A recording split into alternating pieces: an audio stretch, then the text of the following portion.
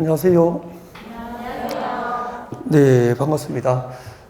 저는 부동산 공법을 담당하는 최기락이라고 합니다. 네, 이렇게 뵙게 돼서 반갑고요. 여러분 모두가 2021년도 동인중개사 시험에서 합격할 수 있도록 잘 준비하고 또 열심히 하겠습니다라고 약속을 드리면서 오늘 강의를 시작할까 합니다. 네. 그 부동산 공법을 강의를 한 지는 한 몇 년 됐을까요? 한 20년은 넘은 것 같아요. 20년은 넘은 것 같고, 오래됐죠. 네. 아무튼, 저와 같이 공부하시는 여러분 모두가, 2021년도에 실수 없이 평안한 수험 준비가 될 수 있도록 잘 준비하고 열심히 할 것을 약속을 드리면서 강의를 시작을 할게요. 오늘 입문 과정이기 때문에, 글자가 들으면 OT 강의죠. 그래서 앞으로 부동산 공법은 이런 내용들을 공부하게 될 겁니다. 라고 하는 것을 전반적으로 여러분에게 소개를 드리는 방법으로, 그리고 또 약간의 공법의 내용을 보여드리는 방법으로 그렇게 해서 한 2시간 정도 간단하게 수험을 준비하는 시간으로 가질 수 있도록 그렇게 할게요. 자, 부동산 공법, 과목을 잠깐 소개를 하면서, 여러 가지 또 관련된 이야기들을 하나씩 풀어갈 수 있도록 그렇게 준비할게요. 자, 부동산 공법. 전공자가 아니면은 처음으로 들어보는 내용들이 대부분이에요. 그래서, 처음 들으니까 어렵진 않은데 낯설다는 거죠. 그래서 낯설음이 이제 없어지기 위해서는 여러 번 반복하는 과정에서 자연스럽게 이제 낯설지 않고 공법의 매력에 여러분이 아마 이 과목의 매력에 빠져들게 될 겁니다. 네. 자, 부동산 공법이 뭐냐면은, 부동산은 많이 들어보셨죠? 많이 들어보셨는데, 자, 지금부터 여러분은 부동산은 법으로 정의된 개념으로 개념을 정의를 하셔야 돼요. 그래서 이제, 부동산 공법에서 부동산은 토지와 그리고 토지에 정착된 정착물, 대표적으로 건축물이죠. 토지와 건축물을 이제 부동산이다라고 하기 때문에 앞으로 우리는 부동산 공법이라는 과목에서 토지와 건축물에 해당하는 공법에 해당하는 법률을 공부하는 과목이다라고 하시면 돼요. 토지와 건축물에 관한 공법에 해당하는 법률을 여러분이 배우게 된다, 그렇게 보시면 되고요. 민법이 개인과 개인 간의 어떤 사적 생활 관계를 규율하는 법이라면은, 우리 공법은 개인과 국가 간의 관계, 예를 들면은 개인이 어떤 절도 범죄를 저지르게 되면은 물건을 잃어버린 사람이 처벌합니까? 국가가 처벌합니까? 국가가 처벌하게 되죠. 그죠? 그래서 형벌의 주체는 국가가 되고요. 또 개인이 이제 범죄를 저지른 자는 범죄자는 개인이 되죠. 이렇게 국가와 개인 간의 관계를 이제 규율 대상으로 해서 이제 공공의 이익을 보호할 목적으로 존재하는 것이 이제 공법의 영역에 해당되고요. 우리는 토지와 건축물에 관한 공법에 해당하는 법률을 이제 부동산 공법에서 공부를 하게 될 겁니다. 네. 예를 들면 헌법에서 우리 국민의 기본권이 보장되고 있죠. 그래서 헌법도 굳이 따진다면 공법의 영역이고요. 또 형벌의 주체는 국가지만 또 형벌의 주체는 국가고요. 또 개인의 범죄 행위를 국가가 처벌하기 위한 형법이라든지, 그리고 또 우리가 공부하는 부동산 공법은 따지면은 행정법의 한 영역에 해당돼요. 그래서 이런 것들이 전부 공법의 영역에 해당한다라고 참고하시면 될 것 같고요. 아무튼 부동산 공법이라는 과목에서 우리는 토지와 건축물에 관한 공법에 해당하는 영역을 공부한다라고 하시면 됩니다.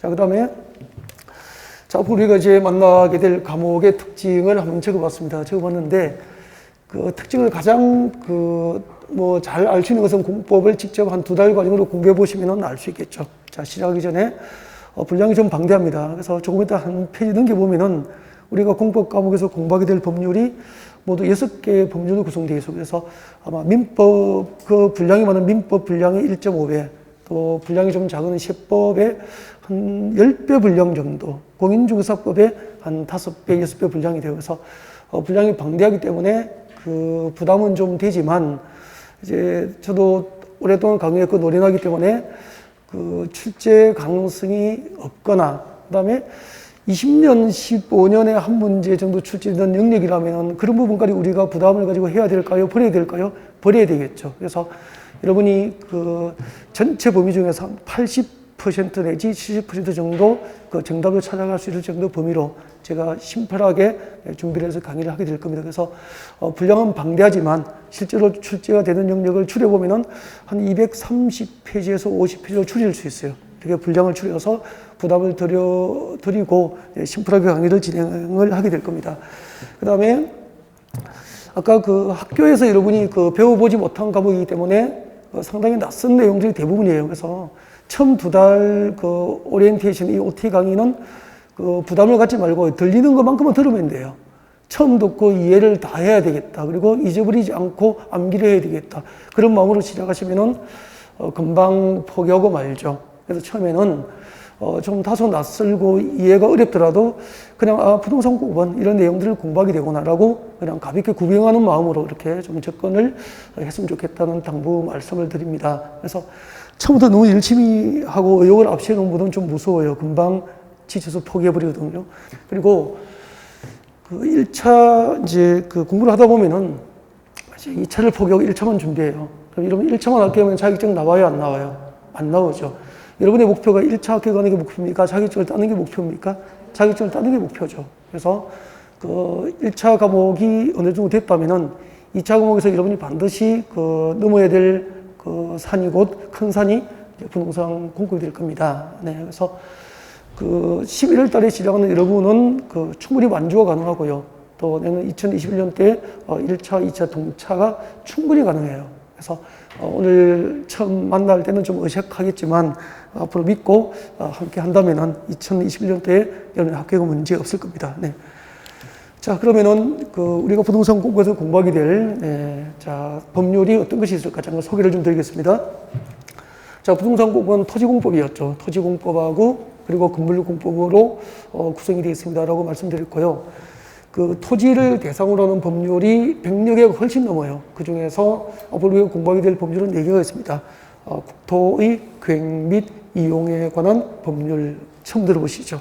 제가 앞으로 약칭해서 제가 국토 계획에 관한 법이다라고 해서 국토계획법이다라고 부를 거예요. 같이 해봅니다. 국토계획법.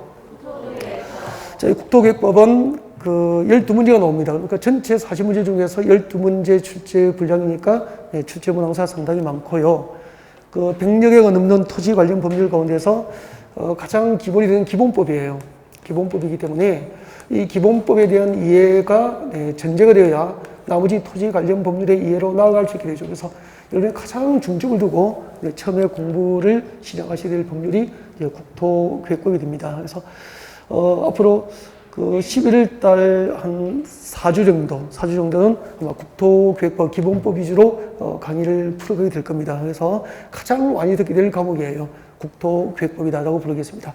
잠시 뒤에 국토계획법 내용을 잠깐 보기로 하고요. 그 다음에 자, 도시개발법이 있습니다. 도시개발법. 우리 그 수도권의 그 주택 문제나 인구 문제, 교통 문제를 해결하기 위해서 그 1990년대, 80년대 후반부터 이제 곳곳에 신도시가 많이 개발됐죠.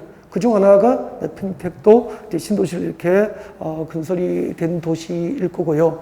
자, 이렇게 신도시 개발 사업을 할 때 그 도시 개발 사업 들어보셨죠? 수용 방식으로 할 수도 있고, 환지 방식으로 할 수도 있고, 혼용 방식으로 할 수도 있고. 그래서 도시 개발 사업을 하는 방법이라든지, 그리고 그 누가 도시 개발 사업을 할 수 있는지, 도시 개발 사업 시행자에 관련된 사항이라든지, 그리고 또 신도시 개발을 할 때, 신도시 개발 사업을 할 때 어떤 절차를 거쳐서 도시 개발 사업을 하게 되는지, 도시 개발 사업의 절차 등을 규정하고 있는 법이고요. 6문제가 출제돼요. 6문제가 출제되는데 2019년도에 아주 어려웠어요. 아주 어려워가지고 6문제 중에서 수험생이 쉽게 맞출 수 있는 문제는 한 3문제 정도, 절반 정도를 맞출 수 있는 상당히 어렵게 나왔죠. 그래서 국토계획법을 편안하게 풀고 넘어왔다가 도시계획법에서 시험장에서 뭐 울음 소리가 나올 정도로 어려웠죠. 네, 그런데 그 다음에 이제 도시 및 주거환경 정비법이에요. 그리고 그 신도시 개발이 끝나고 이제 우리 강남이 70대, 80대부터 이제 본격적으로 개발되어서 지금 2020년이니까 강남 개발을 한 지도 40년이 넘어서고 있죠. 그러면은 40년 전에 지었던 그 강남에 건설됐던 아파트는 지금 벌써 노후가 되고요. 또 기반 시설의 부족 문제 등 이제 여러 가지 문제가 생깁니다. 그러면은 재건축을 하게 되죠. 재건축을 하게 되고 또 재개발이 필요한 적은 재개발을 하게 되죠. 이 재건축이라든지 재개발 사업을 정비 사업이라고 그래요. 이렇게 재개발, 재건축 등 정비 사업의 방법과 절차, 또 정비 사업 시행자 등을 규정하고 있는 법이 도시 및 주거환경 정비법인데 아마 여러분이 그 부동산 실무 과정에서 재개발, 재건축 컨설팅을 피하고 부동산 할 수 없겠죠. 바로 그 재개발, 재건축 사업과 관련된 어떤 필수적인 그 부동산 관련 제도들을 여러분이 여기서 공부를 하시게 되고요. 상당히 이제 도시개발법이나 정비법으로 넘어가면서부터 이제 부동산 전문가가 될 수 있는 길이 보이기 시작하고요. 내가 공인중개사 활동을 통해서 복덕방의 개념을 넘어서 부동산 전문가로 성장할 수 있는 미끄럼이 될 수 있는 전문 지식들을 공부하는 그런 자부심을 느끼게 될 겁니다. 2019년도에 도시개발법이 상당히 어려웠다고 그랬죠. 대신에 도시 및 주거환경 정비법이 상대적으로 쉬워서 6문제 중에서 한 4문항 정도는 수험시험에 쉽게 맞출 수 있었거든요. 그래서 하나는 어렵고 하나는 쉬웠어요. 올해는 반대로 도시개발법이 또 2020년도에는 조금 쉬워졌고요. 대신에 도시 및 주거환경 정비법이 다소 좀 어렵게 출제되고 그렇게 됐습니다. 그래서 둘 중 하나는 매년 어렵거나 쉽게 출제되기 때문에 둘 중 하나는 그렇게 출제 패턴을 보이고 있구나 그렇게 하시면 됩니다. 자, 신도시 개발 사업과 그리고 재개발 재건축 사업 등에 대한 도시 및 주거환경 정비법 아주 중요하고요. 그러면은 벌써 24문제가 되죠. 그죠? 24문제니까 전체 40문제 중에서 3분의 2 이상을 국토개혁법하고 도시개발법, 도시 및 주거환경 정비법에서 출제가 된다는 것을 알 수 있을 겁니다. 그리고 이제 농지법이 있죠. 이 농지법은 글자 그대로 우리 그 국토 가운데서 가장 많은 면적을 차지하고 있는 부분이 이제 농지 부분이 될 겁니다. 농지 부분이 될 텐데 그 농지를 어떻게 하면은 농지를 개발하고 이용할 수 있는지 또 우리나라 국토 그 개발도 중요하지만 그 식량 자원을 확보하기 위해서 농지는 일정한 면적이 꾸준히 보존이 돼야 되죠. 영원히. 그래서 농지의 개발과 농지 이용 그리고 농지 보존에 관한 사항 등을 규정하고 있는 법이 농지법이고요. 나중에 여러분이 그 실무에 나가면은 그 농지법은 활용 가능성이 상당히 커요. 많이 활용되지만 실제로 시험에서 찾아오는 비중은 40문제 중에서 몇 문제죠? 2문제니까 출제 비중은 매우 낮기 때문에 제가 콕 집어서 해드리는 것만 하시면은 2문제를 모두 맞추거나 아니면 둘 중 하나는 꼭 맞출 수 있도록 이렇게 준비를 해드릴 겁니다. 수업을 들을 때는 부담 없이 농지법은 재미있게 공부할 수 있고요. 실무에 나가면 아주 중요해요. 그래서 또 실무에 나가서 기본적으로 활용될 수 있는 지식까지 아마 농지법에서 강의가 이루어지게 될 겁니다. 기대를 해도 괜찮은 것 같아요. 나중에 이제 농업이 되면 얼마나 좋은 그 여러 가지 제도적으로 특권이 있는지를 또 농지법에서 간간히 말씀을 드리게 될 겁니다. 재미있어요. 네.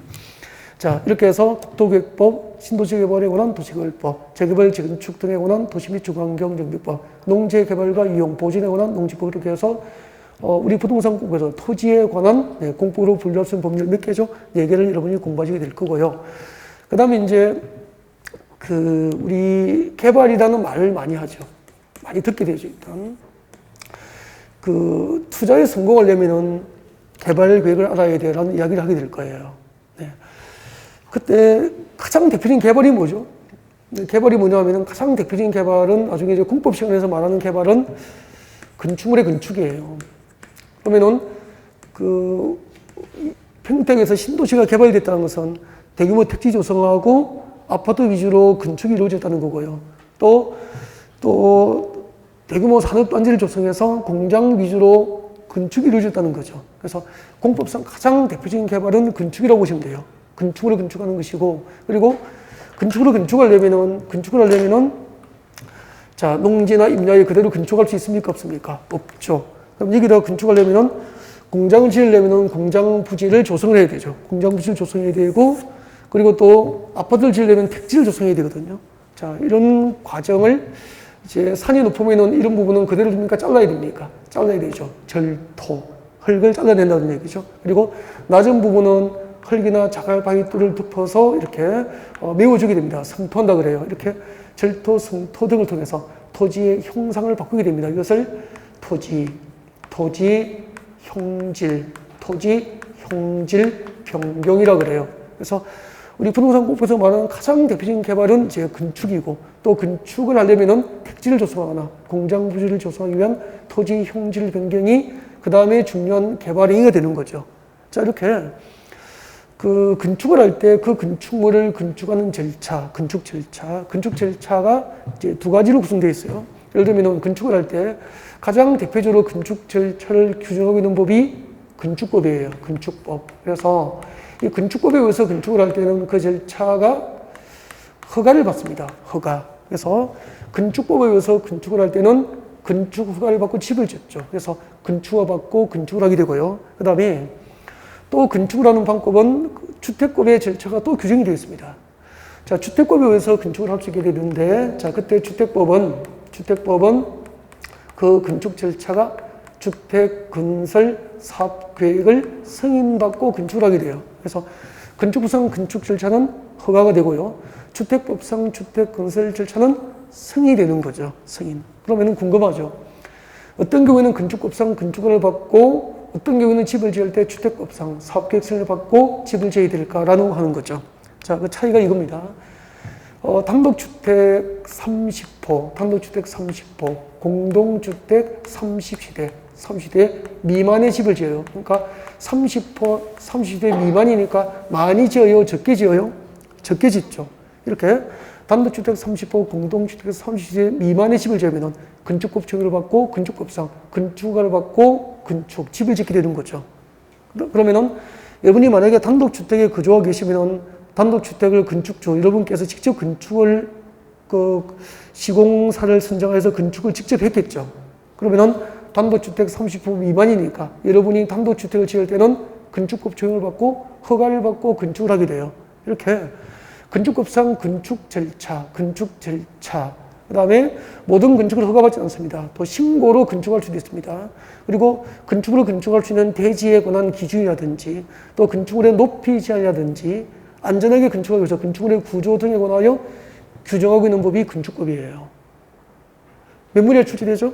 7문제. 40문제 중에서 7문제가 건축법에 의해서 출제가 이루어지게 됩니다. 그 다음에 자, 건축물 중에서 가장 많은 건축물의 종류가 아마 주택이 될 거겠죠. 그래서 우리 건축법에서는 건축물의 용도별로 종류를 29개를 규정하고 있어요. 건축법상 건축물의 용도별 종류가 몇 개죠? 29개가 있는데 그 중에서 이제 단독주택이나 공동주택과 같은 주택에 관한 사항만 규정할 목적으로 다시 법을 만들었으면 그것이 이제 주택법이 되는 거죠. 주택법이 되고요. 이 주택법은 단독주택 30호, 공동주택 30세대 이상 이렇게 단독주택 30호, 공동주택 30세대 이상이니까 적은 주택입니까? 건설 시대수가 많습니까? 많죠. 이렇게 집을 많이 지을 때는 주택법에 의해서 주택 건설 사업계획을 받고 아파트를 짓게 하는 거죠. 그러면은 지금 여러분이 살고 계시는 아파트가 공동주택이고 건설 시대수, 주택단지 안에 아파트 단지 안에 시대수가 30세대 이상이 건설되어 있다면은 여러분 아파트 지을 때는 이제 건축허가 받고 집을 지었습니까? 주택법상 사업계획 승인을 받은 겁니까? 주택법상 사업계획 승인을 받고 여러분의 아파트를 짓게 된 거예요. 이렇게 주택법에 의해서 이제 대규모 주택건설 사업과 대지를 조성할 때 그 주택건설 사업의 절차라든지 방법이라든지 시공자 선정에 관한 사항이라든지 또 주택건설 대지 확보에 관한 사항이라든지 또 주택을 분양할 때 그 투기를 억제하기 위해서 투기과열지구 들어보셨을 겁니다. 투기과열지구 지정이라든지 조정 대상 지역에 관련된 내용 등을 내용을 하는 법이 주택법이고요. 건축법과 마찬가지로 모두 7문제가 출제되기 때문에 건축법과 주택법의 공통점은 토지를 대상으로 합니까? 전부 건축물입니까? 건축물을 대상으로 하는 공법에 해당한다. 그렇게 볼 수 있어요. 이렇게 해서 앞으로 우리는 부동산 공법에서 토지에 관련된 법률 몇 개죠? 4개. 건축물에 관련된 법률 2개. 그렇게 해서 6개의 법률을 이 과목에서 공부를 하시게 될 겁니다. 앞으로 공부하게 될 법률을 간단하게 출제문항수와 이제 출제문항수 알려드리면서 말씀을 드린 거고요.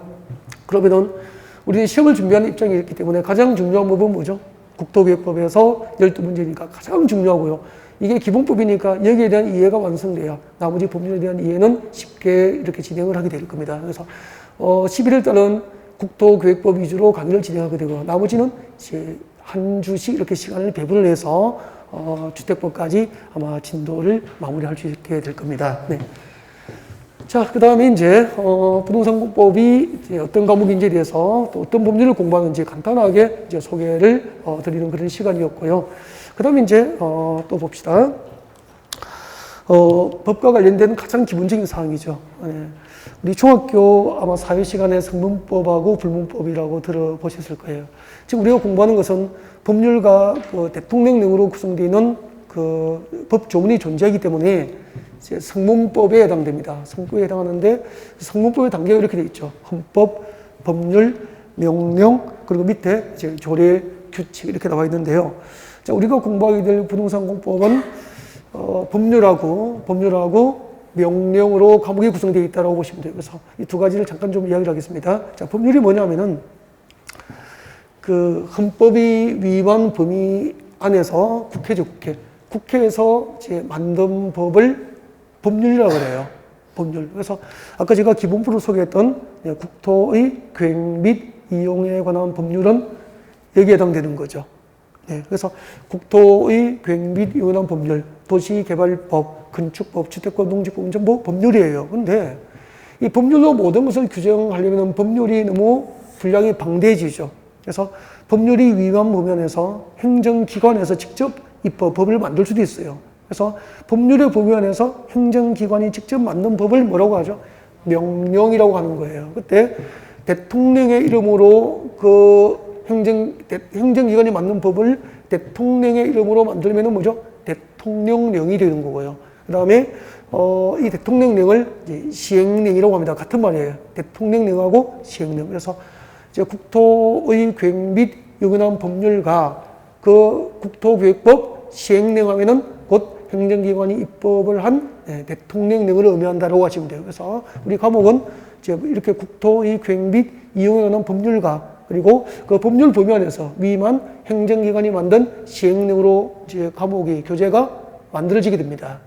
법률과 시행령으로 그 부동산 공법의 교재가 이제 구성이 되어 있다는 것을 잠깐 소개를 드린 거고요.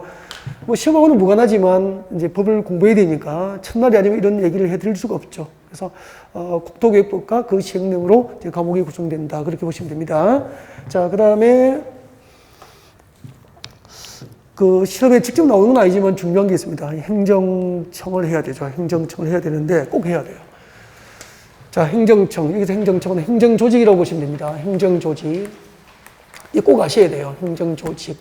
시험에 직접 여기서 나오진 않아요. 시험하고는 관련이 없는데, 이제 이 과목을 공부하기 위해서 이제 첫날 좀 알고 계셔야 됩니다.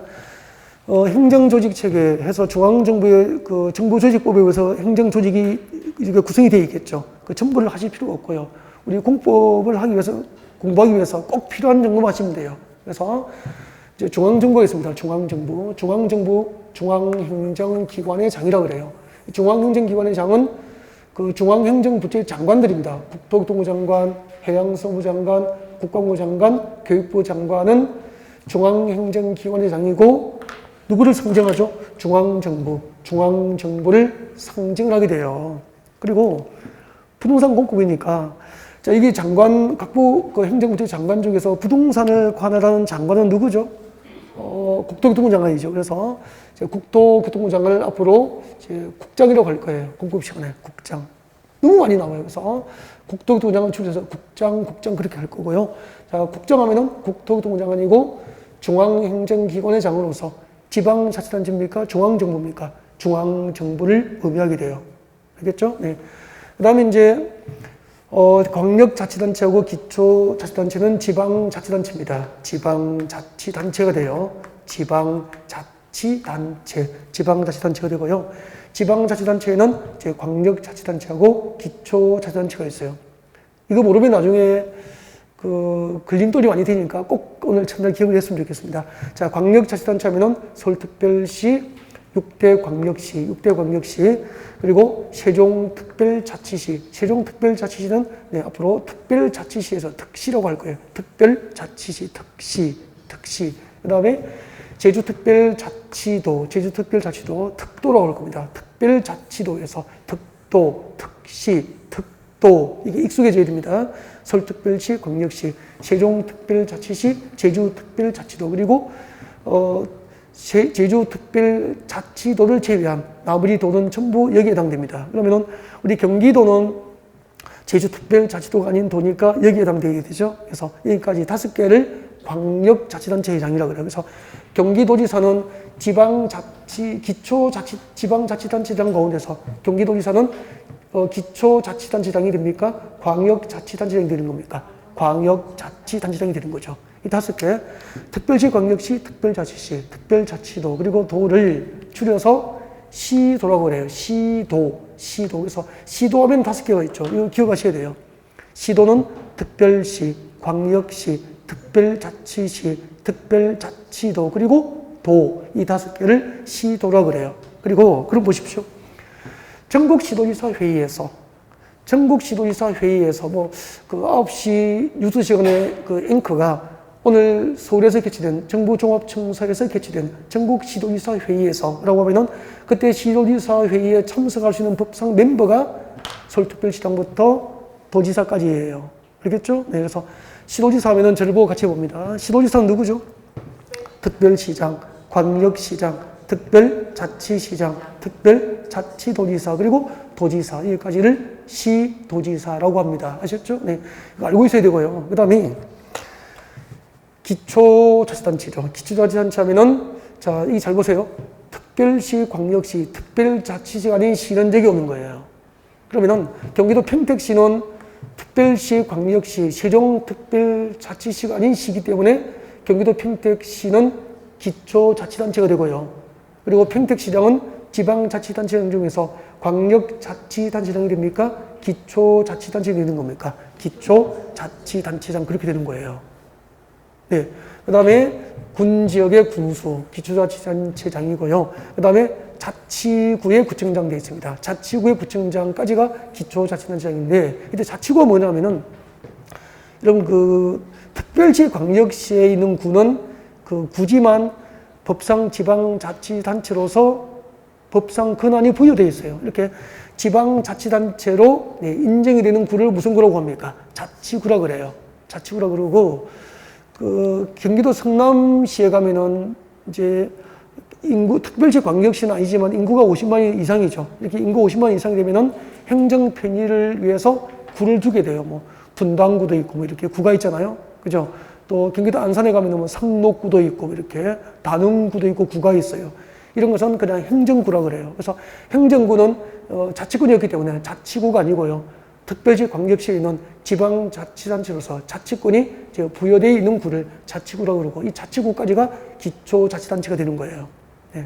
이 광역자치단체하고 기초자치단체를 합하여 지방자치단체라고 하는 거죠. 그래서 행정조직은 중앙정부가 있습니다. 중앙정부 누구죠? 국토교통부 장관이 상정합니다. 대부분이 우리 공법에는 국토교통부 장관이 중앙정부를 상정하게 돼요. 그리고 그 밑에 이제 시도, 광역자치단체가 있고, 그 밑에 시군구, 기초자치단체가 있다. 그렇게 행정조직 체계를 알고 계신데, 이걸 알고 있으면은 이런 원리에 의해서 나중에 암기를 하지 않고 이제 이해 위주로 풀어갈 수 있는 내용이 굉장히 많다는 거죠. 제가 공법 강의를 하면서 늘 느끼는 게, 저 눈만 마주치면 가장 제 애로사항을 많이 말씀하는 게, 공법은 암기를 해도 암기해야 될 분량이 새로운 것이 계속 쏟아져 나오고 있고, 그리고 암기를 끊임없이 했지만 또 끊임없이 잊어버리고 있다고, 돌아서면 다 잊어버린다는 게 늘 고민이었어요, 수험생들. 네. 근데 솔직히 기출 문제를 보면은 단순히 암기장에 암기를 해서 풀 수 있는 문제는 5문제 이내예요. 그러니까 암기를 하지 않고 설명 듣고 이해하고 교재를 반복하면은 제도가 보이고, 그 제도가 보이면 암기하지 않아도 괜찮다는 거죠. 그래서 여러분, 쪽지에서 암기하는 단순한 암기 방법을 배우실 겁니까? 제도를 배우실 겁니까? 부동산에 관한 제도를 배우셔야 전문가가 될 수 있고, 암기하지 않고 합격할 수 있다는 거죠. 그래야 실수 없는 준비가 될 수 있는 거예요. 그 다음에 지금까지는 앞으로 우리가 공부하기 위해서 필요한 아주 기본적인 사항들을 이제 좀 말씀을 드린 거고요. 그 다음에 이제 본격적으로 이 과목에서 공부하게 될 내용을 잠깐 들어가 볼까요? 네, 한번 보십시오. 6번의 국토계획체계, 여기서부터가 이제 시험하고 관련해서 진도를 본격적으로 나가게 될 거예요. 네. 이 국토계획체계는 시작을 하면 중간에 끊어버리기가 좀 그렇죠. 그래서 잠깐 휴식을 했다가 좀 아쉽지만 들어와서 국토계획체계를 이제 본격적으로 한번 공부해보는 방법으로 시작을 했으면 좋겠습니다. 네. 잠시 휴식 후에 2교시에 뵐 수 있도록 그렇게 준비하겠습니다.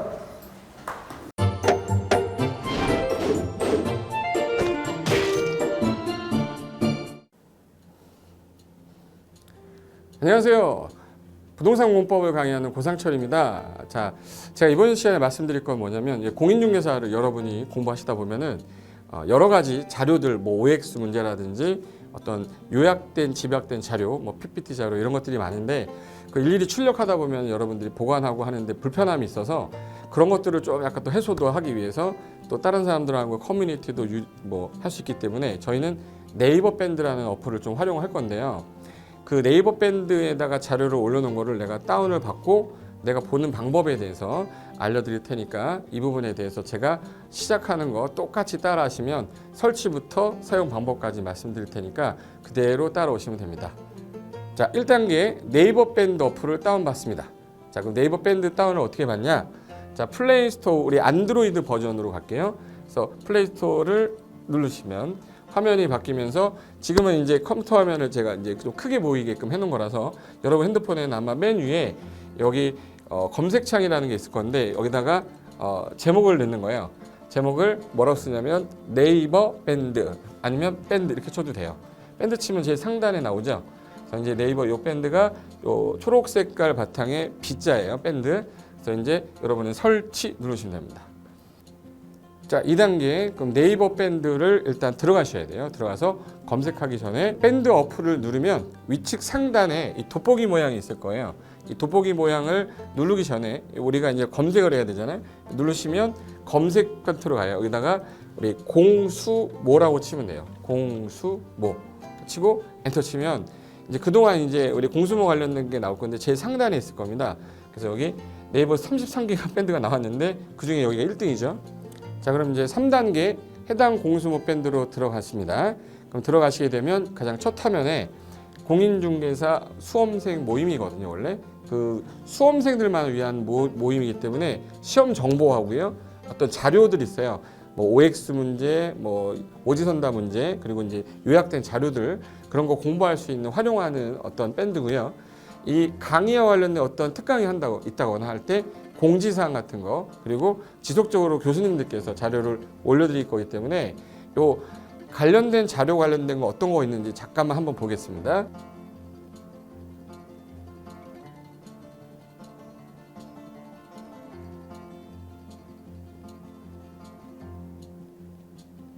자, 그러면 4단계로 갈게요. 또 다른 꿀팁 하나 말씀드리겠습니다. 모바일 1일 학습이라는 건데 핸드폰으로도 내가 하루에 짬을 내는 시간, 예를 들어서 전철을 타거나 버스를 탄다거나 화장실을 간다거나 할 때 1일 그 공부 학습 방법을 알려드릴 건데요. 메인 화면에서 위로 좀 올라가면은 모바일 1일 학습이라고 나올 거예요. 여기 있습니다. 모바일 1일 학습이라고 해서 시험 과목에 따른 문제가 나올 거예요. 그러면 여기를 올리시면은 여러분이 이제 그 시간 안에 이 문제에 대한 것을 읽어본 다음에 여기서 정답과 해설은 바로 보여지면 이거는 암기가 돼버리기 때문에 정답 해설은 맨 밑에 안 보이게 숨겨놨어요. 그래서 현재 밑으로 쭉 내리면 인지에 가서 쭉 내리면 요때 답이 나와요. 댓글이라는 게 있어요. 내가 쓴 거는 내가 확인할 수 있잖아요. 그래서 요 댓글 표시 보시면은 이런 거는 표정 좋아요 한번 눌러주는 거예요. 예. 그럼 여기서 내가 좋아요 그러면서 뭐 선생님 사랑해요 해도 되고 좋아요 이런 거 눌러주신 다음에 그 다음에 밑으로 가면 이제 댓글을 쓸 수 있어요. 그래서 정말 궁금한 부분에 대해서 댓글 남겨주시면 확인이 되는 경우에 바로 답글을 올릴 수 있게끔 실시간으로 할 수 있을 것 같습니다. 자, 지금까지 과정과 같이 공수모 밴드예요. 공인중개사 수험생 모임 밴드를 줄여서 우리 공수모 밴드라고 하는데 이렇게 가입하시면 여러 가지 자료들 업데이트되는 거 개정되는 부분 신속하게 받아들일 수 있기 때문에 아마 여러분 학습하는데 도움이 많이 될 겁니다. 그래서 꼭 가입하셔서 좋은 자료도 받고 매일매일 학습하시면서 도움 되셨으면 좋겠고요. 자, 여러분의 합격을 진심으로 기원하겠습니다.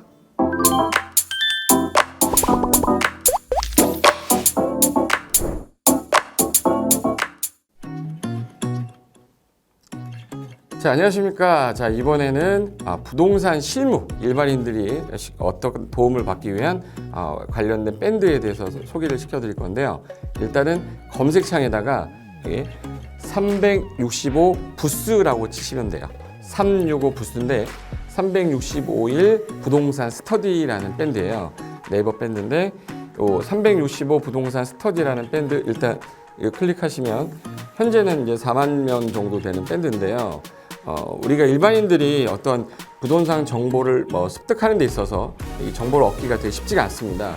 내가 어딘가를 뭐 찾아본다고 해서 잘 찾을 수 있는 것도 아니고, 그리고 어떤 전문가들이 하는 말들이 이 친밀성이 있는 건지 아닌지에 대해서도 우리가 잘 뭐 믿을 수가 없는 거기 때문에 그런 정보를 그래도 좀 손쉽게 찾아볼 수 있게끔 저희 이제 이 밴드에 구성된 전문가들이 정보를 좀 제공해 주는 거기 때문에 아마 유용하게 활용할 수 있을 거고요. 내가 부동산 중에 토지를 좀 알고 싶다, 또는 상가를 좀 알고 싶다, 또는 나는 내 집 마련을 위해서 청약이 좀 궁금하다. 근데 그게 솔직히 어디 가서 물어보거나 어떤 정보를 찾기 쉽지 않아서 그것 때문에 만들어진 밴드라고 보시면 돼요. 그래서 365일 내내 부동산을 어떤 공부한다는 취지로 밴드에 들어오셔서 질의응답도 하시고 궁금한 사항에 대해서 뭐 예를 들어 문의하시면 저희가 관련된 정보를 또 제공해주는 그런 밴드라고 보시면 되겠습니다. 어떤 밴드냐면 한번 보시면은 지금 현재는 뭐 공지사항이 제일 먼저 나올 건데요. 이 공지사항은 기존에 있던 오프라인이 어떤 강좌가 있으면 그 강좌에 관련된 거 뭐 세미나라든지 그래서 평소에 이제 우리가 이제 접하지 못했던 강의들 있죠. 이렇게 진행이 된다라는 거 공지를 좀 하는 그런 내용들이고요. 하나 좀 더 올리면 자 이제 우리 교수님이에요. 교수님 중에 상가 교수님이 최근에 예를 들어서 법이 바뀌었어요. 법이 바뀌게 되면 최근에 바뀐 법이 이러한 바뀐 법이 있으니 중개업을 한다거나 투자를 할 때 좀 유의해서 알아보시면 좋겠습니다라는 거를 올려놓을 거예요. 기존에 올려놓은 자료가 있으면 또 찾아보시면 되는 거니까 이렇게 해서 계속 밴드에서 소식을 받으시면 실전에 굉장히 도움을 많이 받을 거라고 예상합니다. 부동산 관련된 내용 중에서 하나 더 보시면 이제 랜드프로에서 직접 우리 프로그램 만들고 있어요. 그래서 부동산 까발리기, 부동산 부티크 뭐 이런 팁이 관련돼서 부동산 팁 있죠. 예를 들어서 청약을 받아야 되냐 말아야 되냐, 지금 강남권 아파트를 투자해야 되냐 말아야 되냐, 이런 정보를 쉽게 여러분들이 접하지 못하기 때문에 그런 관련된 것들을 시대에 맞게 흐름에 맞게 부동산 시장이 이제 요동치면 내가 지금 집을 팔아야 되냐 사야 되냐 그런 것들에 대해서 신속하게 정보를 들을 수 있는 밴드니까 시간이 나실 때마다 자주 들어오시고 저도 자주 들어가서 좋은 정보 남겨드릴 테니까 자주 들어오시기 바랍니다. 저는 부동산 공법하고 부동산 토지 투자를 강의하는 고상철이었습니다. 자주 밴드에서 뵙도록 하겠습니다. 자, 수고하셨습니다.